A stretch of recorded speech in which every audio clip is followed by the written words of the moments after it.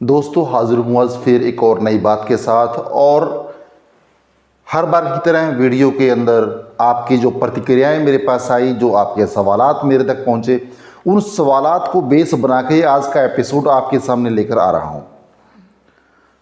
Season की बात करूँ मत्स्य पालन के हिसाब से तो आजकल ब्रीडिंग अपने शबाब पे है। या तो आपने मछली ब्रीडिंग शुरू कर दी है या मछली ब्रीडिंग आप शुरू करने की तैयारियां मुकम्मल करके ब्रीडिंग शुरू करने वाले हैं। दोस्तों अगर ब्रीडिंग की बात करूं तो जो सवाल आपने पूछे थे कि हमने पूरा साल मछली को बढ़िया फीड दी और उसके बाद भी ब्रूडर जो है अब तक तैयार नहीं हुए, खासकर कतला तैयार नहीं हुआ, तो उसके पीछे कारण क्या रहा?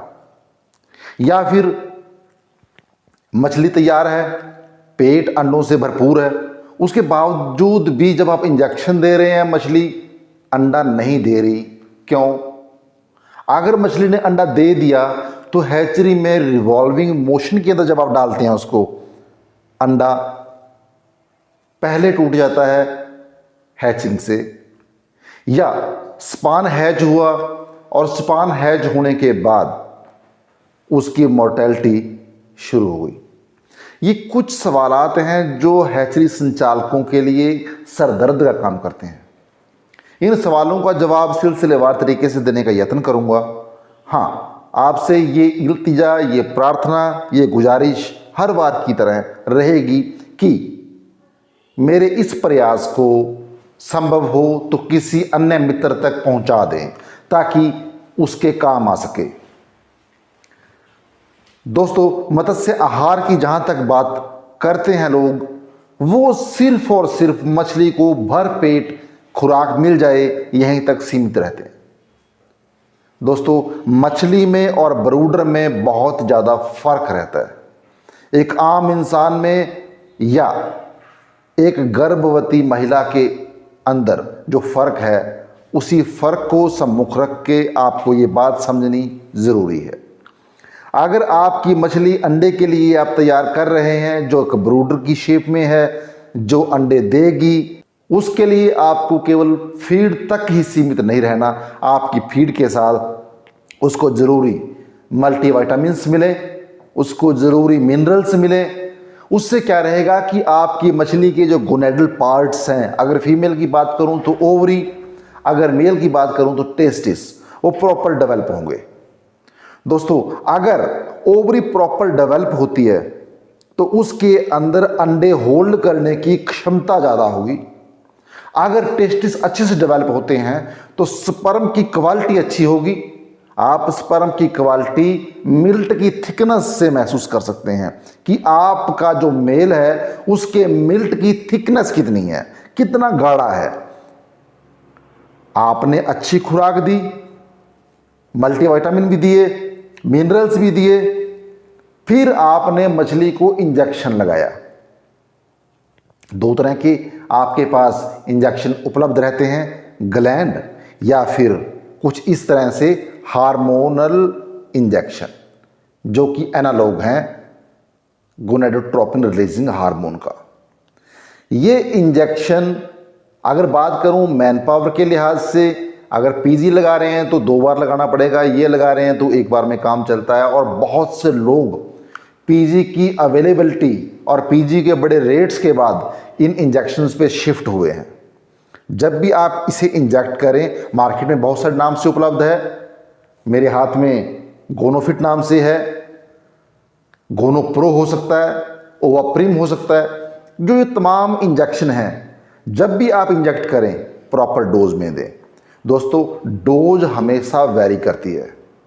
अगर सीजन की शुरुआत हुई है तो आपको इंजेक्शन की डोज, रिकमेंडेड डोज, जो कि 0.4 ml पर केजी बॉडी वेट फीमेल और 0.2 ml पर केजी बॉडी वेट मेल है, उससे थोड़ा ऊपर देनी पड़ेगी। सीजन शबाब पे है, महीना आपके सामने जून जुलाई का है, तो आपको डोज रिकमेंडेड डोज से कम देनी पड़ेगी।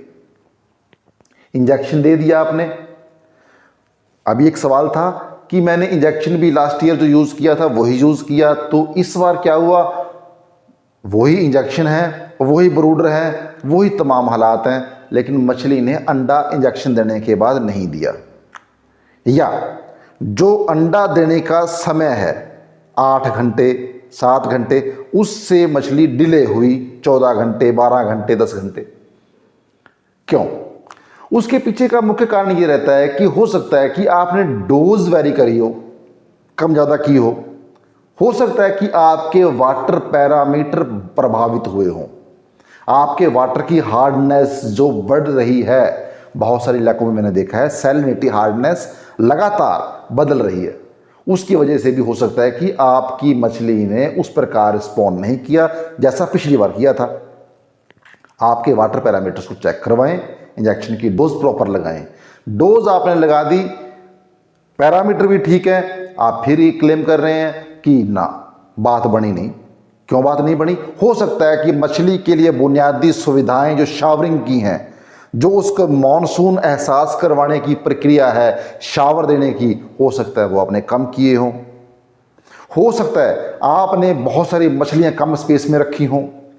हो सकता है आपने मेल और फीमेल्स को अलग अलग कर दिया हो।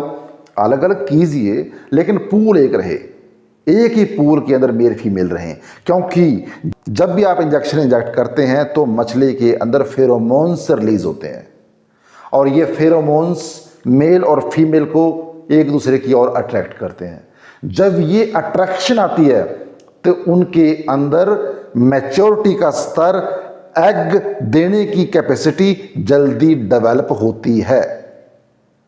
आप देखेंगे इंजेक्शन देने के बाद जैसे ही वो स्तर आया कि मछली ने अंडा छोड़ना है, वो एकदम से मेल और फीमेल एक दूसरे की तरफ देखेंगे, एक दूसरे की तरफ दौड़ेंगे, एक दूसरे को चेज करेंगे। ये एक नेचुरल प्रक्रिया है। आपने ये तमाम बातें ख्याल रखनी है।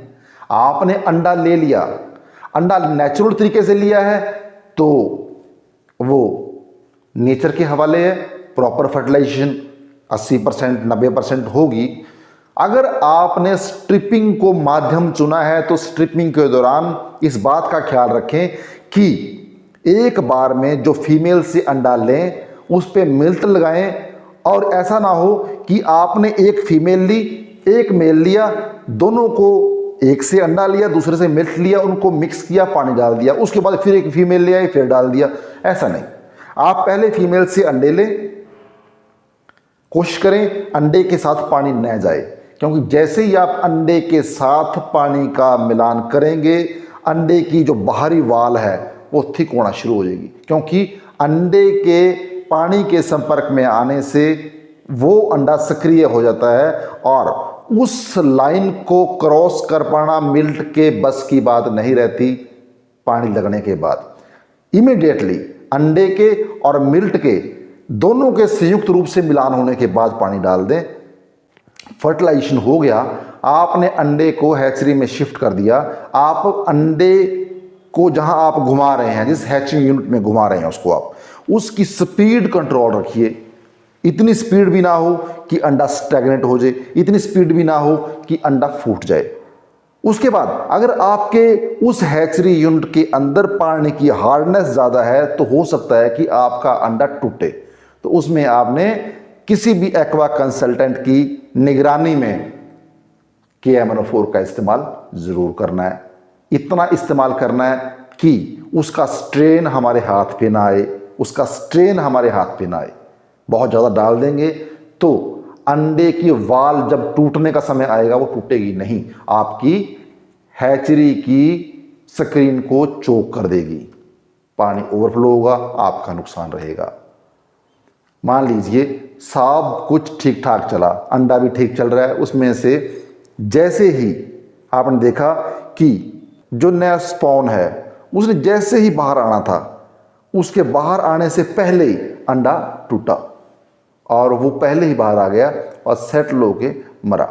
तो इसके पीछे भी जो ज़रूरी महत्वपूर्ण कारण है वो ये रहता है कि आपके ब्रूडर्स को प्रॉपर मिनरल मिक्सर नहीं मिले, उसकी वजह से ये कारण हो सकता है। या कोई इन्फेक्शन भी इसका कारण हो सकता है कि आपकी हैचरी के अंदर कहीं ना कहीं ऐसा कुछ ना कुछ रह गया हो जहां इन्फेक्शन बना और वो इन्फेक्शन आपकी ब्रीडिंग पूल में गया, हैचिंग पूल में आया और उसने आपके उस नए स्पॉन को प्रभावित किया।